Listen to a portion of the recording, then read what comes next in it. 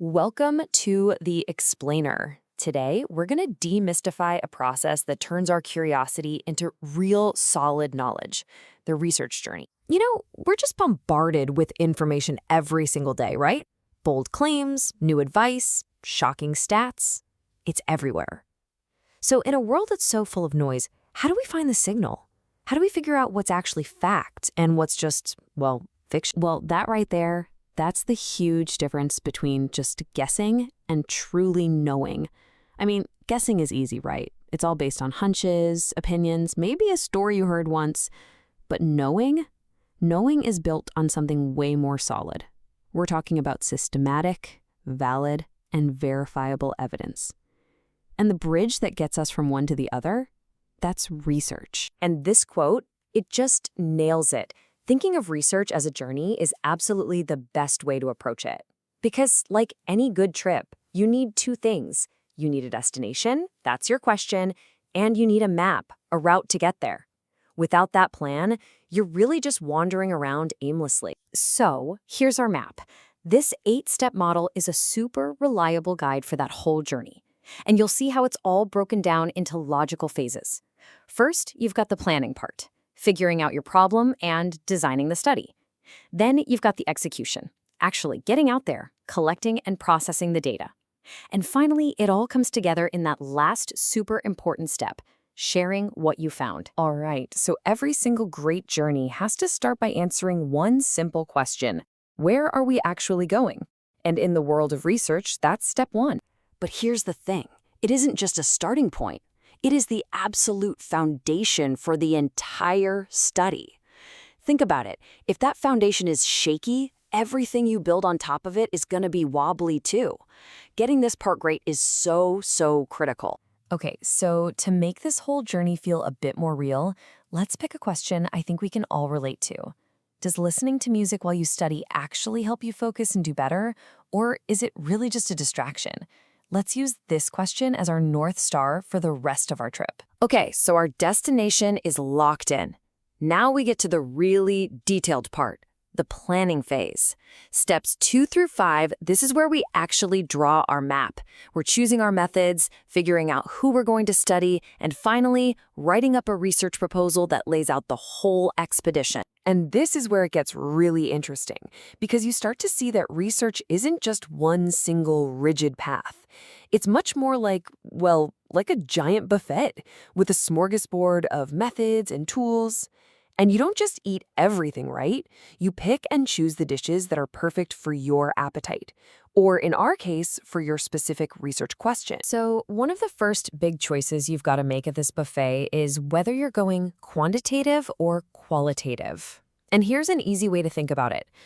Quantitative research is all about counting things. It asks how many and gives you back hard numbers. Qualitative research, on the other hand, wants to understand experiences. It asks why or how, and what you get back are rich, detailed stories. So after you make that big choice, you go back to the buffet and pick a specific study design. For instance, do you just need a quick snapshot in time? Well, that's a cross-sectional study. But what if you want to see if music actually causes better focus? For that, you'd need an experiment.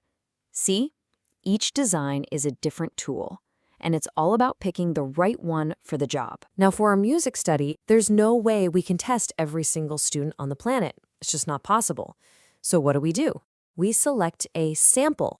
That's just a smaller, manageable group of people that we carefully choose to represent that much larger population. And the whole goal here is that by studying this small slice really carefully, we can come up with some remarkably accurate conclusions about the entire pie. But, and this is a big but, the way you choose that sample is a science all by itself. It has to be done in a way that makes sure it's truly representative and not skewed or biased in some way. All right, our plan is solid, our map is drawn. Now the real expedition begins. Steps 6 and 7, this is where we get up from the desk, head out into the world, and actually start collecting our data and discovering what's really there. So, going back to our music study, how would we collect that data? Well, we could use closed questions like, hey, on a scale of 1 to 10, rate your focus. That gives us clean numbers that are super easy to compare. Or we could ask open-ended questions, like, describe for me how music affects your focus. That's how you get those rich, personal stories. But here's a crucial point. Just collecting all that information, that's not enough. Raw data, I don't care if it's a spreadsheet full of numbers or a stack of interview transcripts, it's really just noise. The magic, the real discovery, happens when we start to process it and find the pattern, the signal hidden inside all that noise. And sometimes a simple chart can make that pattern just leap off the page. All of a sudden, that messy pile of survey ratings becomes a crystal clear story. So in this example chart, it looks like students actually reported higher focus without any music. And see, that's not just data anymore.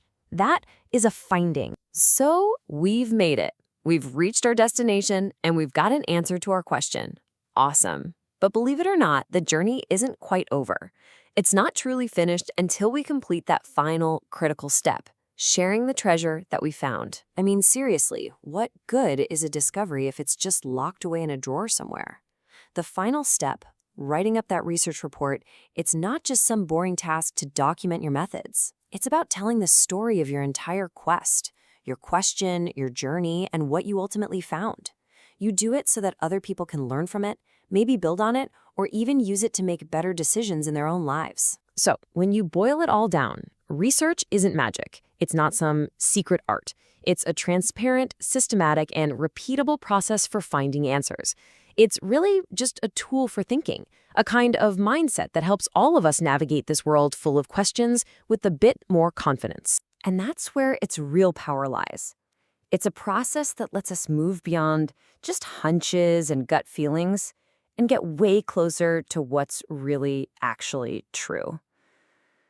So now that you've seen the map, it makes you wonder, right? What question would you want to answer?